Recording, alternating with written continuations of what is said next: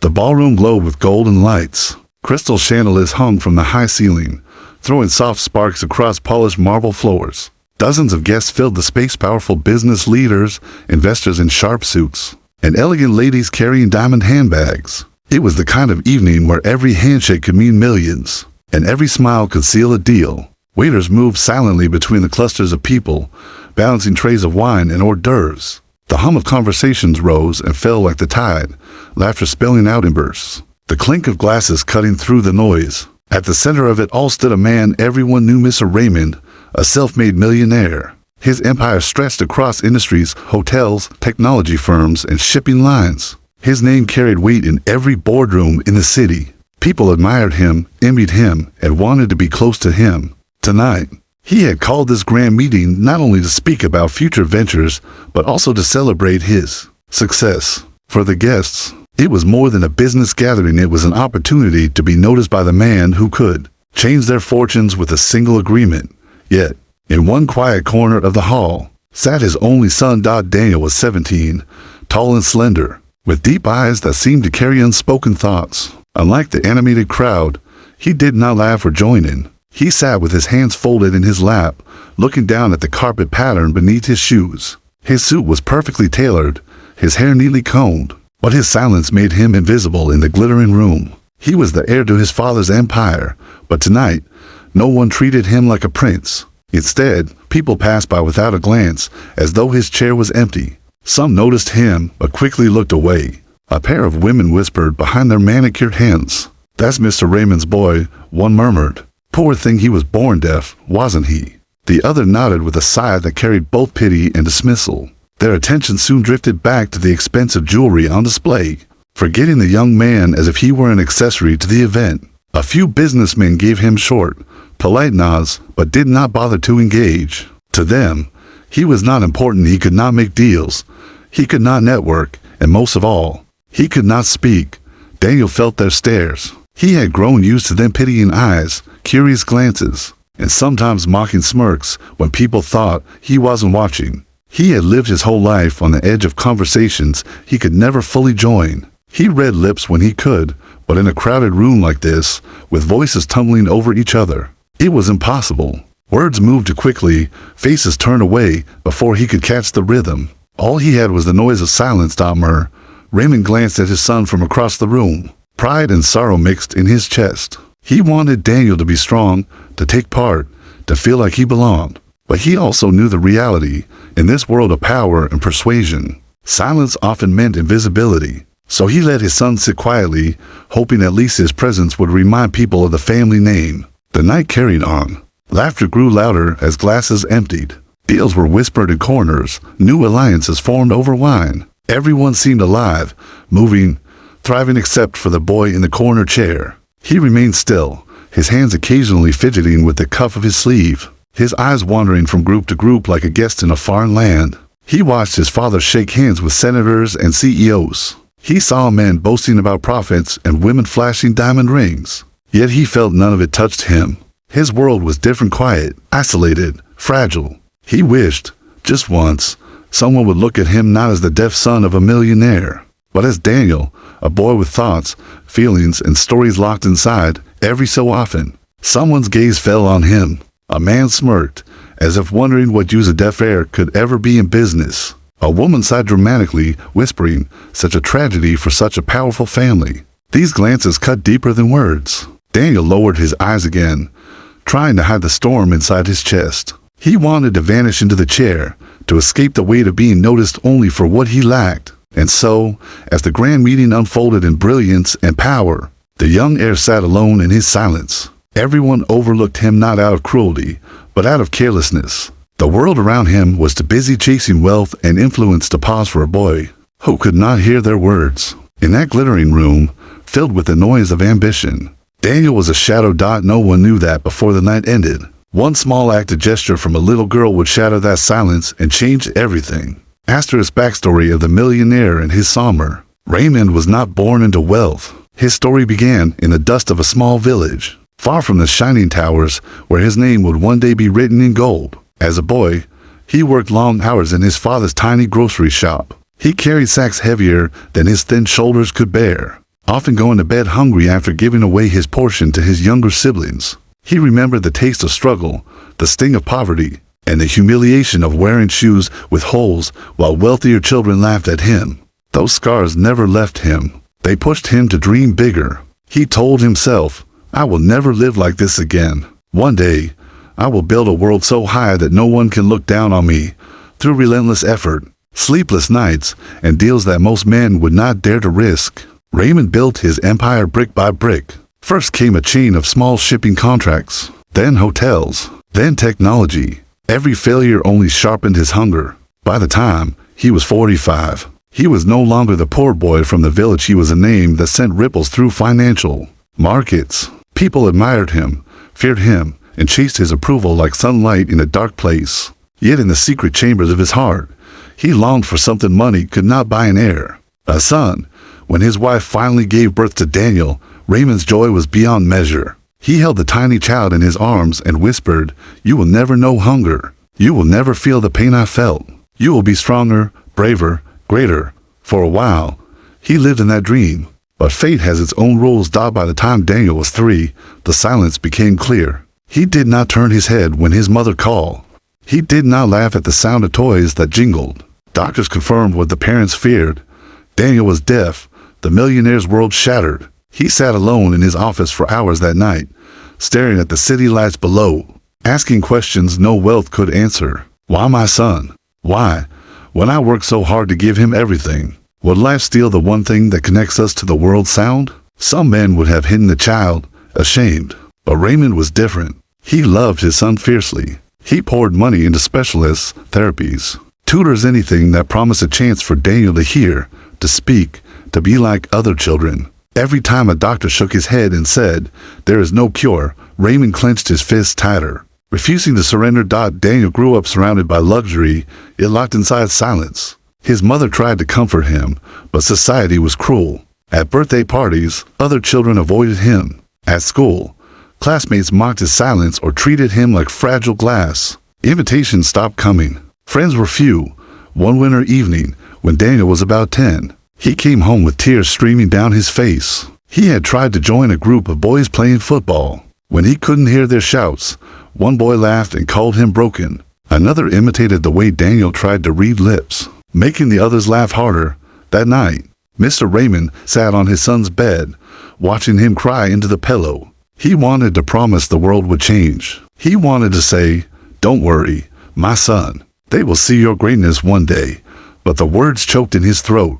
He knew money could build skyscrapers, but it could not build kindness in men's hearts. Instead, he held Daniel close and whispered, though the boy could not hear, "One day, the world will know your value. Until then, I will protect you." From that day, Raymond became even more protective. At meetings, he brought Daniel along, hoping exposure to powerful men would earn him respect. He enrolled him in private lessons, hoping knowledge would give him strength. He refused to let his son be hidden. Yet, paradoxically, his love also became Daniel's cage. The boy was always the millionaire's deaf son, not simply Daniel.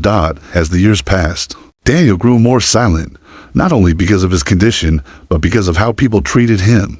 Adults spoke around him, not to him. Servants bowed politely, but rarely met his eyes. Even his father's business partners treated him like delicate furniture, present, but never truly alive. Asterisk behind those quiet eyes, however, burned a storm. Daniel devoured books, drawing worlds in his mind that no one else could see.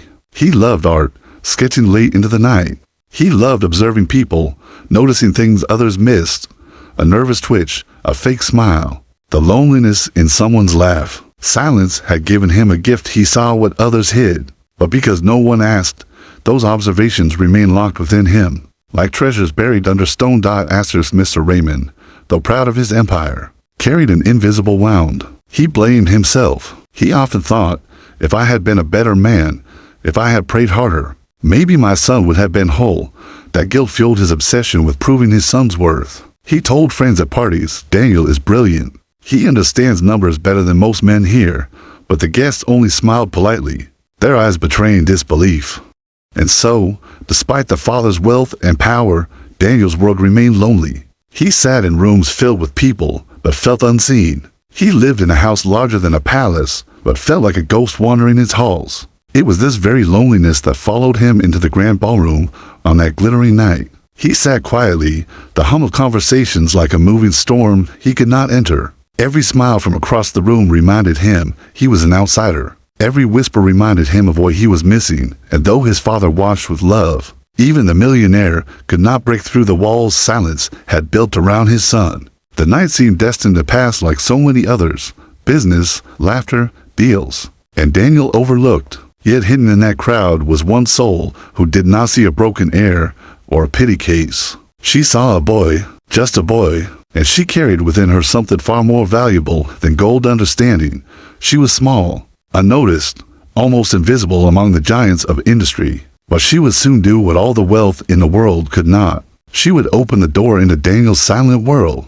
Asterisk, the meeting Senate ballroom had grown louder as the night advanced. Business cards changed hands like playing cards at a casino. Laughter rolled across the marble floor. Men with silver watches leaned close to whisper numbers that made fortunes rise and fall. Cameras flashed as reporters snapped pictures of the millionaire and his circle of power. For the guests, this was a battlefield of opportunity. Every smile, every handshake was a weapon. But in the corner, Daniel sat motionless. He could see the rhythm of mouths moving, laughter exploding in bursts, but no sound reached him. It was like watching a film with the volume muted. His eyes scanned the room, reading lips when he could, guessing meanings when he could not. He was used to the silence, but tonight it felt heavier, crushing him under the weight of so many voices he could never join. A group of men near him raised glasses in a toast. Their faces lit up with joy, their words lost in the air. One man glanced at Daniel, offered a half-hearted smile, then turned back quickly as if afraid of the boy's silence. The others didn't even notice him. Daniel lowered his gaze, pretending to admire the floor's shining pattern, though in his heart he longed to stand, to shout, to prove he was not invisible. Across the hall, Mr. Raymond was busy entertaining foreign investors. He laughed loudly, slapped shoulders, made promises of profits that glittered like diamonds. But every few minutes, his eyes drifted toward his son. He saw the loneliness etched in Daniel's posture, the way the boy's shoulders curved inward, the way he twisted his fingers nervously. It tore at him, but what could he do? To abandon the meeting would mean risking millions. To bring Daniel into the conversation would mean awkward silences and forced pity. So the father, torn between duty and love, chose silence too. The clock ticked. The waiters refilled glasses. A new deal was announced with claps and cheers. Still, Daniel sat in the corner, his world quiet while the rest of the room buzzed like a hive of bees. Then it began the whispers. The young businessmen at the nearby table leaned close, their eyes flicking toward Daniel. One smirked. "That's the heir? The deaf one?" He whispered, his lips shaping the cruel words Daniel could read. "Imagine inheriting billions and not being able to answer a phone call." The other chuckled softly, replying, "Money wasted. The old man must regret it every day." Daniel's chest tightened. He looked away quickly, but the words cut like knives. He tried to push them aside, to remind himself he was used to this. But tonight, surrounded by shining lights and powerful voices, the loneliness pressed deeper. He clenched his fist in his lap, fighting the tears that threatened to fall to him. This night felt like every other. He would sit in silence, endure the pity, and leave forgotten. He believed nothing could change, but fate often moves quietly through the smallest of doors. On the far side of the ballroom, a little girl wandered among the towering adults. She was no more than 10, her dress a simple white with tiny blue ribbons at the sleeves. She was the daughter of a journalist who had been invited to cover the evening. Unlike the adults, who buzzed with ambition, her eyes were wide with curiosity. She noticed everything: the sparkle of the chandeliers, the serious faces of men signing papers, the way the waiters balanced trays like jugglers. And then she noticed him, the boy in the corner, the one who did not laugh, the one who did not speak. She paused, watching him. Something about his loneliness tugged at her heart. Children see what adults often miss. Where others saw weakness, she saw silence asking for a friend. She remembered a lesson from school, when her teacher had shown the class how to say hello in sign language. Most of the children had laughed, treating it like a game, but she had practiced in front of her mirror, curious about a world where hands could speak. Now, looking at the boy, she wondered, would he understand me? Would he answer? The decision came to her heart faster than fear. She slipped away from her mother's side, weaving between tall legs and expensive gowns. Moving closer to the lonely figure in the corner, Daniel, lost in his thoughts, didn't notice her at first. He stared at the glass of water on the table beside him, watching the light bend inside it. Then a small shadow fell across the glass. He looked up. A little girl stood before him. Her eyes were bright, her smile gentle, not the smile of pity he knew too well, but the smile of someone who truly saw him. For a moment, Daniel froze. He wondered if she would whisper like the others, or if she would walk away after a curious glance. But then she raised her small hand, her fingers moving carefully in a gesture he knew. Hello. Daniel's breath caught. His heart skipped. Did he see correctly? He blinked, and she repeated it again, clearer this time. Hello. His chest filled with something warm, something he hadn't felt in years. Recognition. He lifted his own hands, trembling slightly, and signed back. Hello. Her smile grew wider. She sighed again, slowly. How are you? The world seemed to stop. For the first time that evening, Daniel's lips curved into a real smile. He answered with shaking hands. I am fine. You. And there was the moment. A boy who had been invisible all night. A girl who should have gone unnoticed in the crowd. Two souls, one locked in silence and one holding the key. Their hands danced in the air, and though no sound was made, the conversation was louder than anything else in the room. Across the hall, a waiter stopped to watch. Then a woman nearby nudged her husband. Soon, heads began to turn. The great ballroom, once filled with business talk and laughter, grew strangely quiet. Eyes shifted away from the millionaire's speeches, away from the glittering deals, and toward the corner where a deaf boy was laughing silently with a little girl. Mr. Raymond noticed too. At first, he thought his son was fidgeting, but then he saw at the sparkle in Daniel's eyes, the way his hands moved with energy, the way his face lit up with joy he had never seen before. His throat tightened. He had not seen his son this alive in years. The silence of the boy had been broken not by sound, but by an understanding. And in that moment, everyone realized the child who had been overlooked, pitied, dismissed, was not broken. He had simply been waiting for someone to listen in his language. The millionaire's meeting was no longer about profits or contracts. The real deal of the night was happening in that corner, between two children, one offering friendship, the other receiving dignity, and though no one knew it yet, that small exchange would shake the room more powerfully than any business announcement ever could. Asterisk, the little girl, her name was Emily. She was not the daughter of a tycoon or the heir to a vast fortune. She was simply a child who had come with her mother, a journalist invited to cover the glittering event. While adults saw the night as a stage for power, Emily saw it as a maze of wonders. She had never been inside such a place before, the chandeliers glittering like frozen fireworks, the orchestra in the corner playing soft music, the endless rows of silver trays filled with food she had never even tasted. Her mother had told her to stay close, but Emily's curiosity was like a little bird tugging at its cage. She wandered, observing faces, jewels, and voices, all blending into a storm she did not quite understand. And then she saw him, the boy in the corner. At first, she thought he was just shy, like some children at school who preferred to sit alone. But the longer she watched, the more she noticed. He didn't laugh when others laughed. He didn't join when groups raised their glasses. His eyes flickered across faces, but carried a weight she could not describe. A weight that felt like loneliness. Emily tilted her head. She had always been the kind of child who noticed the quiet ones. At school, when others teased the girl with second-hand clothes, Emily shared her lunch with her. When the new boy with a stutter sat alone, she was the first to sit beside him. Some children chased fun. Emily chased hearts. Something deep inside told her this boy needed someone. Even if he didn't say a word, she remembered her teacher once saying, "Kindness is a language the deaf can hear, and the blind can see." The class had giggled, but Emily had not. She had taken it seriously. And then came the lesson how to say hello in sign language. She had practiced at home, curious about how hands can speak. It had felt like a secret code, a magic door into another world. Now, looking at the boy, she felt her heart beating faster. Could he understand? Could she reach him through that secret door? For a moment, fear whispered in her ear. What if he ignores me? What if he laughs? What if the adults scold me for disturbing him? But another voice, small yet strong, answered, what if he is waiting for someone, just like you? She made her choice. With careful steps, Emily walked across the grand hall, weaving between glittering gowns and tall suits. She moved past waiters carrying trays, past men laughing loudly at their own jokes, until finally she stood before the boy. Daniel looked up, surprised. He had expected another curious stare, another pitying smile. But Emily's eyes were different, soft, curious, alive. And then she raised her hand. Her small fingers shaped the word he had longed for more than anything.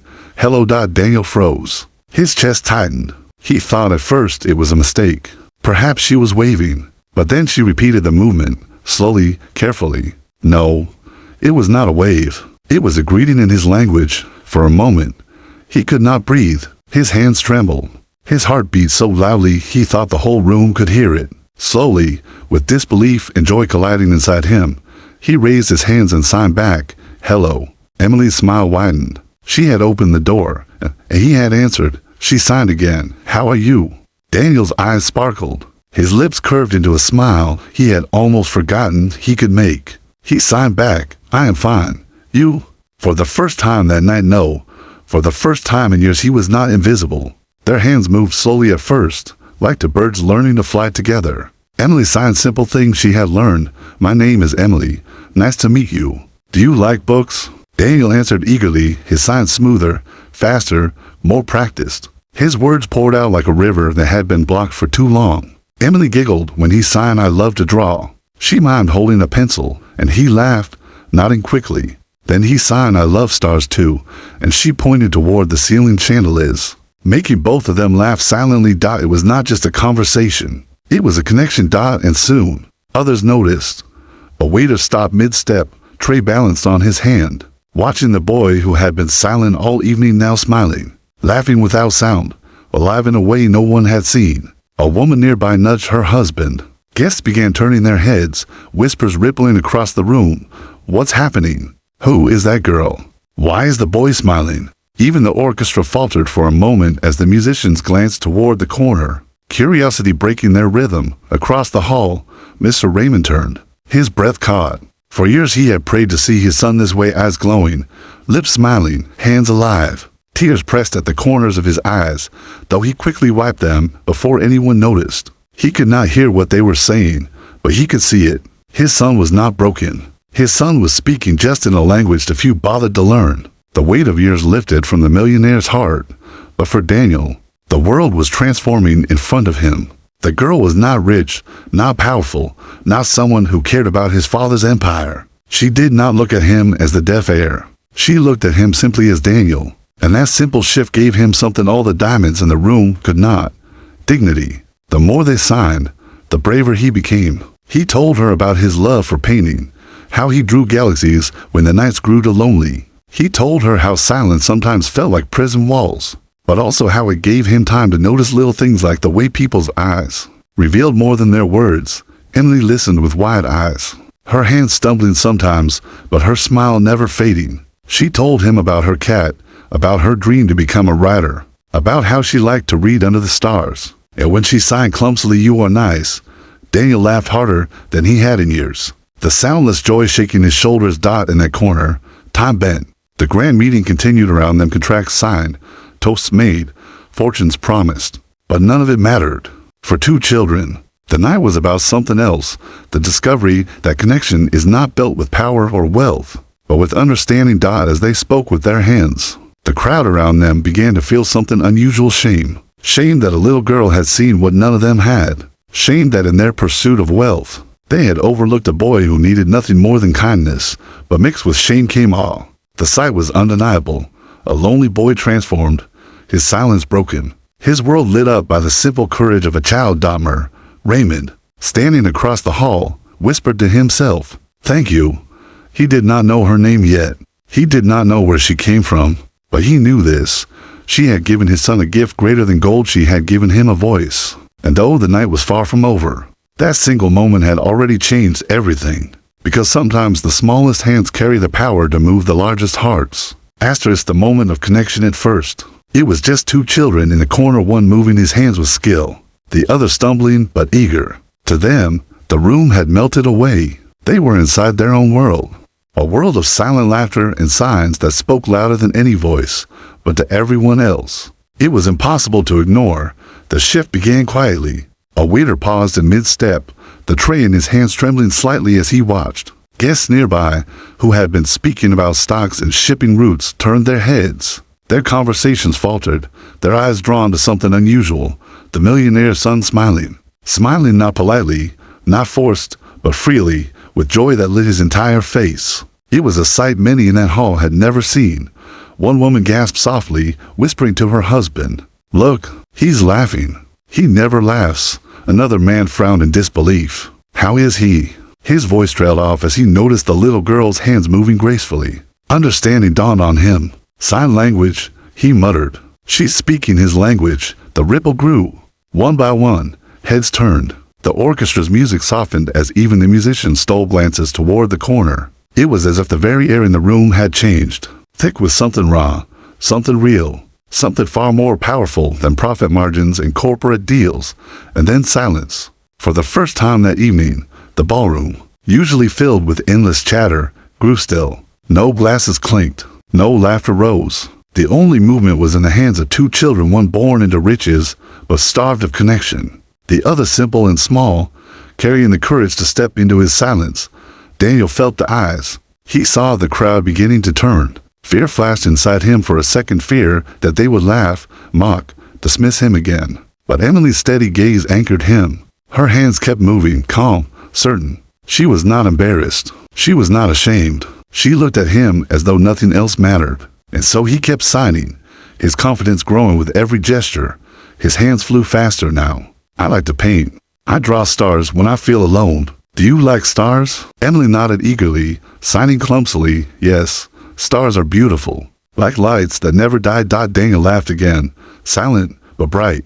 He had never shared these things with anyone outside his family. He had never expected someone to care. Yet here she was, a stranger, not just listening but answering, across the hall. Mr. Raymond's heart thundered. He had seen many things in his life, deals worth billions. Ships leaving ports carrying his empire's weight, towers of glass rising in his name. But nothing compared to this. His son, so often overlooked, pitied, dismissed, was alive, vibrant, shining. Tears burned in his eyes, and this time, he did not wipe them away. He let them fall, unashamed. Asterisk, the crowd began to whisper, "Remarkable. I never thought.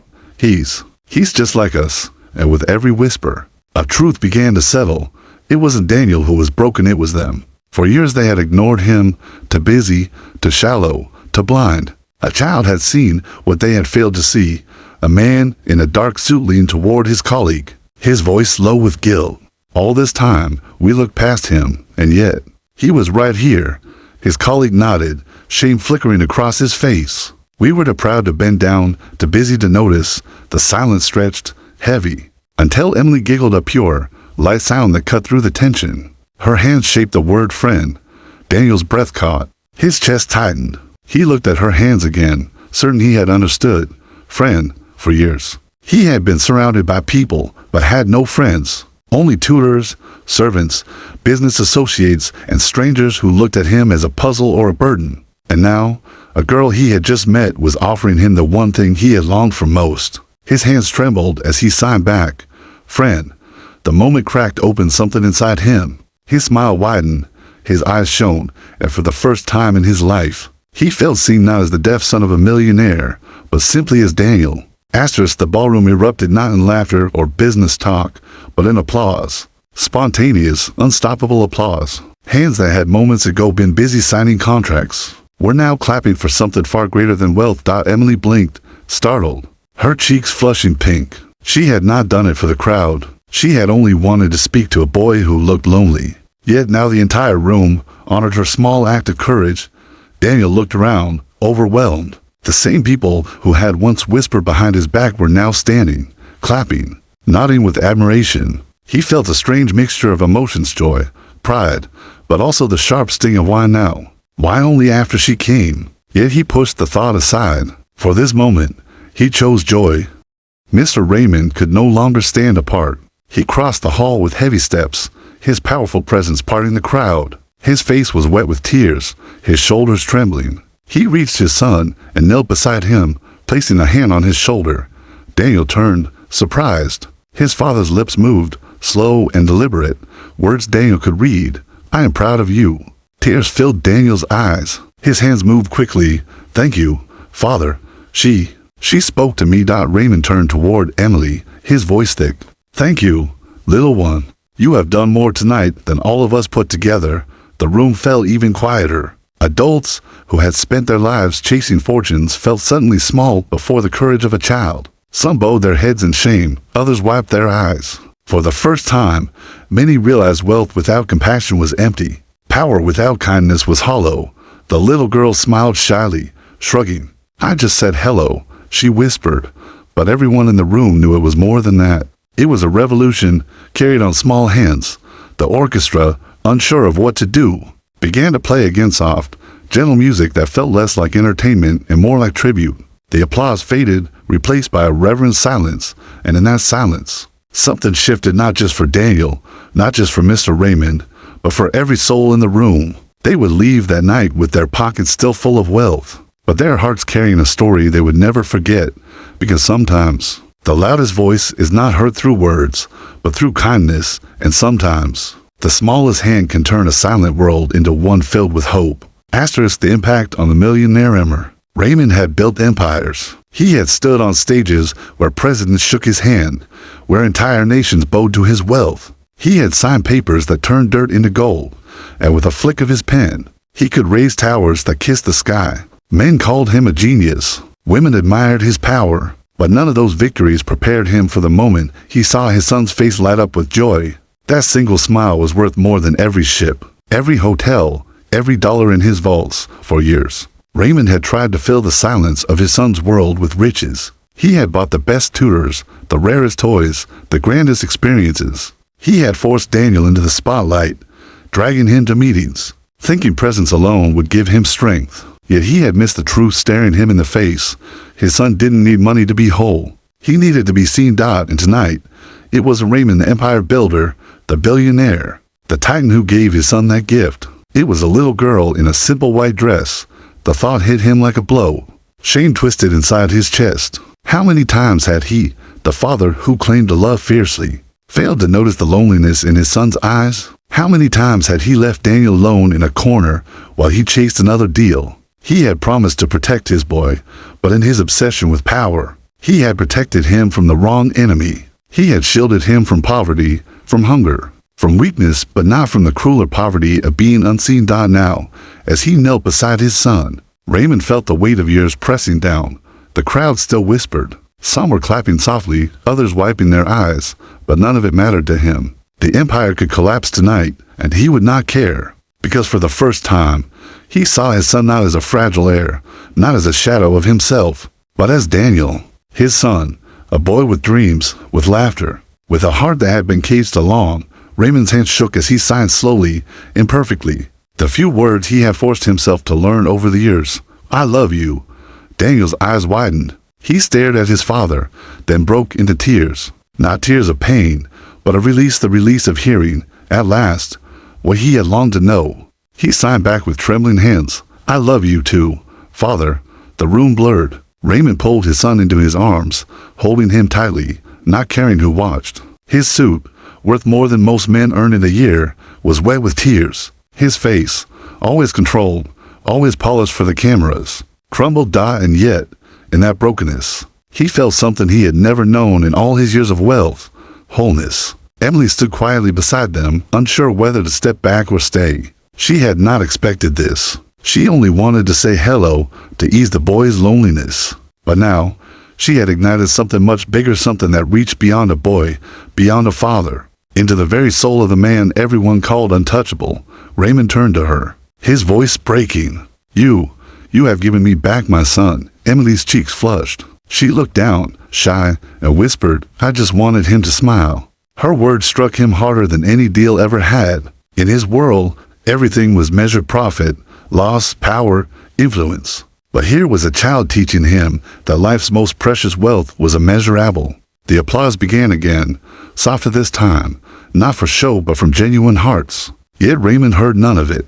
His mind was racing, his heart pounding, for the first time in decades. The millionaire asked himself a question that frightened him. What have I been building all this time? Yes, he had wealth, But what was the use of riches if his son was lonely? What was the use of towers if his boy felt invisible inside them? What legacy would he leave, a fortune of gold or a fortress of silence? He looked at Daniel again. The boy's hands moved, full of energy.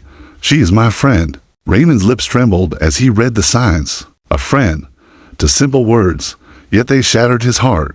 His son had lived 17 years, surrounded by hundreds of people, and never once had he called someone a friend, until tonight something broke inside him, a wall, a pride, a blindness, and in its place, something new was born, resolve. He rose to his feet, his hand still resting on Daniel's shoulder. The crowd quieted instantly, sensing the weight in his posture. For years they had watched him as a titan of industry. Tonight, they were about to see him as something else. His voice, usually booming with authority, shook with raw emotion. "Ladies and gentlemen," he began, "tonight, I was reminded of something I had forgotten. We come to these gatherings to talk of business, to talk of profit. But what is profit without people?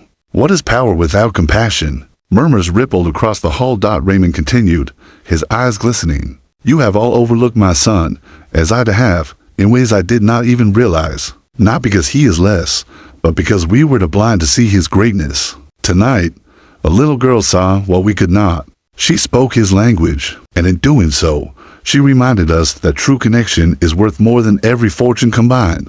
The silence in the room deepened. Men who had built empires felt the sting of his words. Women who had spent lives in glittering circles lowered their eyes. For the first time, the walls of pride cracked. Raymond placed a hand over his heart. "I have wealth, yes, but what use is wealth if it cannot give dignity to those we love? From this night forward, I vow that my fortune will not only build towers, but bridges. Bridges for children like my son, who live in silence while the world ignores them. Bridges of language, of understanding, of hope." The crowd erupted not with forced applause, but with thunderous claps that shook the chandeliers. Some shouted bravo. Others wept openly. It was no longer a business meeting. It was a revelation. And in the corner, Daniel smiled through tears, his heart pounding with pride. For the first time, his father was not just a millionaire, not just a man of power. He was a father who saw him, who spoke for him, who stood for him. Emily, still holding her small hands at her side, whispered softly, "He was never invisible.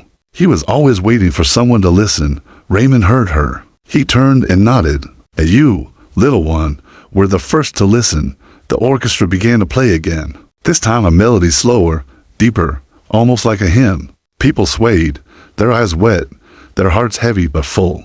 They knew they had witnessed something rare, not a deal, not a performance, but the birth of change. And for Mr. Raymond, it was the night he discovered the true meaning of legacy. Not wealth, not towers, not contracts, but a boy in silence, a girl with courage, and a moment that would echo long after the chandeliers dimmed. The ripple effect ballroom did not return to its old self after that night.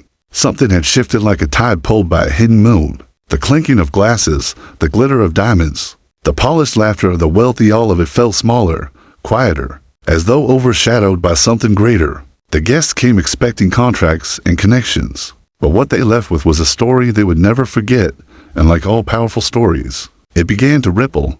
The guest whispers began before the night even ended. Men in suits, who had once scoffed at the quiet boy, now spoke in hushed tones about dignity, kindness, and what it meant to truly listen.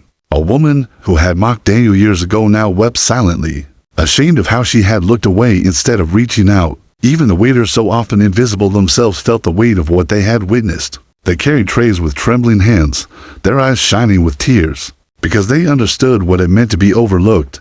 That very night, promises were made not of money, but of change. A senator whispered to his aide, "We must fund programs for children like him." A CEO muttered to his partner, "We have overlooked too many in our workforce. This must end." An investor, known for his cold heart, told his wife, "Perhaps our fortune could do more than just grow." The ballroom had become a mirror, and in that mirror, everyone saw not Daniel's silence, but their own. The millionaire's resolve for Mr. Raymond. The ripple was not gentle, it was a storm. He returned home that night unable to sleep. The grand mansion, usually a symbol of his triumph, felt hollow. He walked through the silent halls, his footsteps echoing, and every room seemed to whisper the same truth. "I gave my son everything except what he needed most." He stood by Daniel's room, watching his boy sleep peacefully, a faint smile still on his lips. For years, he had believed protecting Daniel meant shielding him with wealth. But now he understood protection without connection was a prison. In that moment, Raymond made a vow.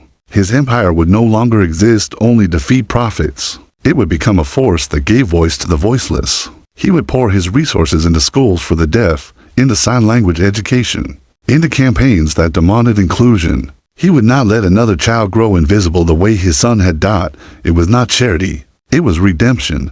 The girl's influences for Emily. She returned home with no idea of the storm she had unleashed. To her, it was simple. She had seen a lonely boy and spoken his language. But within days, her name began to spread. Newspapers carried the story. Millionaire's deaf son finds his voice. Through sign language thanks to a child, photographers clamored to capture her shy smile. People debated on television. How could a little girl do what society could not? Her mother, the journalist, watched in awe as her daughter's simple act became a symbol. Emily, however, remained unchanged. When reporters asked her, "Why did you do it?" she only shrugged and said, "Because he looked lonely." Her innocence was more powerful than any speech. The business world ripple reached boardrooms. Companies that once ignored accessibility began to reconsider. Meetings now opened with conversations about inclusivity. Some CEOs, embarrassed by their silence that night, pledged funds for sign language training in workplaces. Others started programs to hire and support deaf employees. A new truth began to spread among the wealthy, that compassion was not weakness, but strength. That a brand without humanity was nothing more than an empty shell, and at the center of it all was the story of one boy and one girl, Daniel's transformation. The greatest ripple was within Daniel himself. In the days after the meeting, he was no longer the shadow in the corner. He walked with a new confidence, his hands alive with energy. He began sketching again, filling pages with stars, faces, and dreams. He practiced signing with his father, teaching him patiently, laughing when the man's large hands stumbled over delicate gestures. For the first time in his life, Daniel felt proud not of his father's wealth, but of his own identity. He was not broken. He was not invisible. He was Daniel, a boy with a voice, a friend, and a place in the world. And the world noticed. Invitations poured in for him to speak through sign interpreters at schools, conferences, and charities. His story became a beacon for families with deaf children, a promise that silence did not mean invisibility. Mothers wept when they read about him. Fathers held their children tighter, vowing never to overlook them. Daniel had become what his father could never make him with wealth alone, a symbol of hope. The broader society months later, the impact grew even wider. Campaigns were launched across the nation to teach basic sign language in schools. Television stations began including interpreters in broadcasts. Governments debated laws to strengthen rights for the deaf community. And every time someone asked, "Where did it all begin?" the answer was always the same. A little girl said hello. The ripple had turned into a wave, and that wave was reshaping the shore, the millionaire's legacy for Raymond.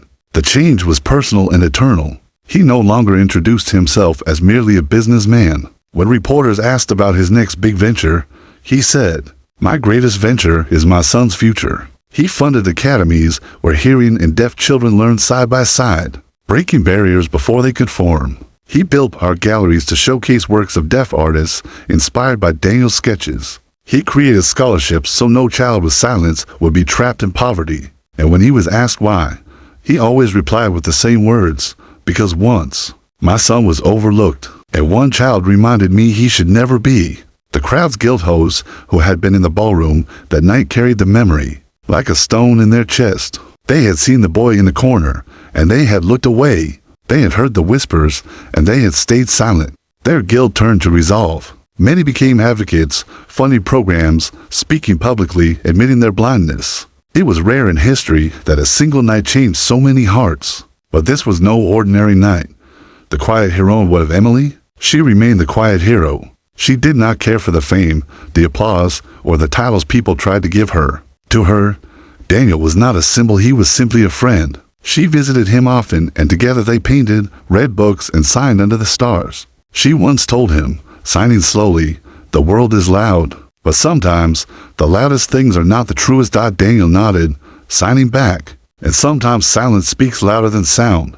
Between them, friendship blossomed, not built on pity, but on equality. She never saw him as the millionaire's son. He never saw her as the girl who saved him. They saw each other simply as Emily and Daniel, the eternal ripple years later. When people spoke of Mr. Raymond, they did not first mention his fortune. They mentioned the night in the ballroom when silence was broken by a child's hands. They spoke of the boy who smiled, the father who wept, and the girl who dared to say hello.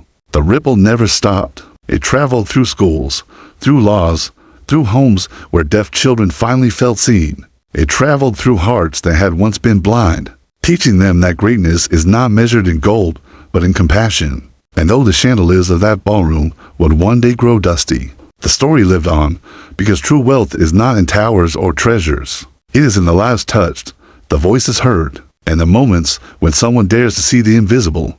And all of it began because, on one unforgettable night, a little girl spoke the loudest language of all kindness.